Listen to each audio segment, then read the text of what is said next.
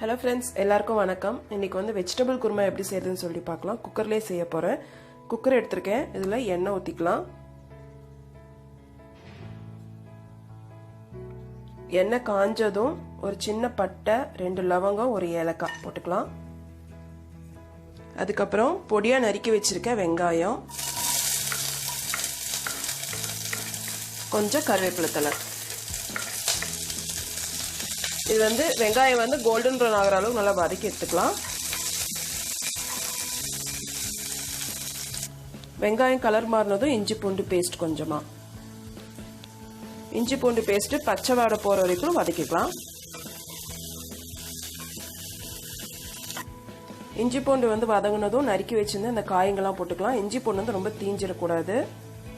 Carrot, பட்டாணி, beans, உருளைக்கிழங்கு, உங்களுக்கு என்ன காய் வேணுமோ அந்த காய் சேர்த்துக்கலாம்.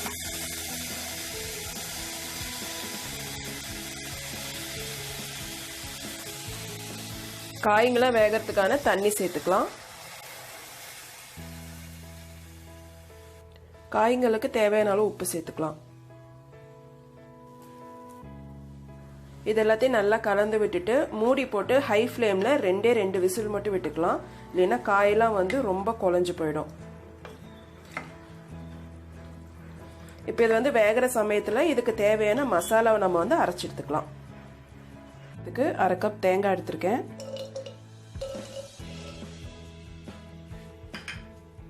1 ஸ்பூன் அளவுக்கு பொட்டுக்கடலை. ரொம்ப ஜாஸ்தி பொட்டுக்கடலை வேண்டாம், ஒரு மாதிரி கொலன்னு ஆயிடும், ஒரு மாதிரி வளவலன்னு இருக்க மாதிரி இருக்கும் குழம்பு. அப்புறம் கொஞ்சமா கசகசா, ஒரு 1/2 ஸ்பூன் சோம்பு, அதுக்கப்புறம் 2 பச்சை மிளகாய் எடுத்திருக்கேன். காரத்துக்கு இதுதான், அதனால உங்களுக்கு இன்னும் ஜாஸ்தி காரம் வேணும்னா நீங்க இன்னும் 1 மிளகாய் 2 மிளகாய் சேர்த்து போட்டுக்கலாம். இப்போ இது நல்லா அரைச்சி எடுத்துக்கலாம். பாதி அரைச்சிருக்கேன். இப்போ இதுல வந்து 3 முந்திரியும் சேர்த்துக்கிறேன். இது நல்லா வெந்துருச்சு. இப்போ நம்ம அரைச்சி வச்சிருந்த இந்த தேங்காய் பேஸ்ட் வந்து போட்டுக்கலாம். இந்த தேங்காய் நம்ம மசாலாலாம் ஆட் பண்ணியிருக்கனால அது கொஞ்சம் அந்த வாசம் வந்து போகணுன்றதுக்காக ஒரு கொதி இல்லைன்னா ஒரு 2 கொதி அளவுக்கு விட்டிங்கன்னா போதும். பாருங்க, நம்ம காயும் வந்து குழையாம நல்லா இருக்கும். ரொம்ப விசில் விட்டிங்கன்னா காயெல்லாம் மசிஞ்சு போயிடும். இப்போ சாப்பிட்றதுக்கும் நமக்கு வந்து நல்லா இருக்காது.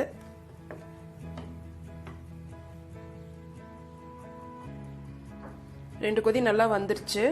இப்போ கடைசியா கொத்தமல்லி தழை ஆட் பண்ணிக்கலாம். போட்டு நல்லா மிக்ஸ் பண்ணி விட்டோம்னா நம்மளோட வெஜிடபிள் குருமா வந்து ரெடி ஆயிடும். ரொம்ப வாசனையா சூப்பரா இருக்கும். இந்த அளவு கன்சிஸ்டன்சி வச்சுக்கோங்க. ஏன்னா அதை ஆஃப் பண்ணதுக்கு அப்புறமேட்டுக்கும் கொஞ்சம் வந்து கெட்டியாகும், கொஞ்சம் இருக்கும். அப்ப நமக்கு சப்பாத்தி, தோசை இதெல்லாம் சாப்பிட்றதுக்கு வந்து ரொம்பவே நல்லா இருக்கும். நம்ம சூப்பரான ஒயிட் கிரேவி வந்து ரெடி ஆயிடுச்சு. நீங்களும் கண்டிப்பா ட்ரை பண்ணி பாருங்க. குழந்தைங்க வந்து பெரியவங்க வந்து எல்லாத்துக்குமே ரொம்பவே பிடிக்கும் இந்த கிரேவி. உங்களுக்கு இந்த ரெசிபி பிடிச்சதுன்னா லைக் பண்ணுங்க, ஷேர் பண்ணுங்க, மறக்காம நம்ம சேனல் வந்து சப்ஸ்கிரைப் பண்ணிக்கோங்க. இதே மாதிரி வேற ரெசிபியோட உங்களை மீட் பண்ற வரைக்கும் தேங்க்யூ, பை பாய்.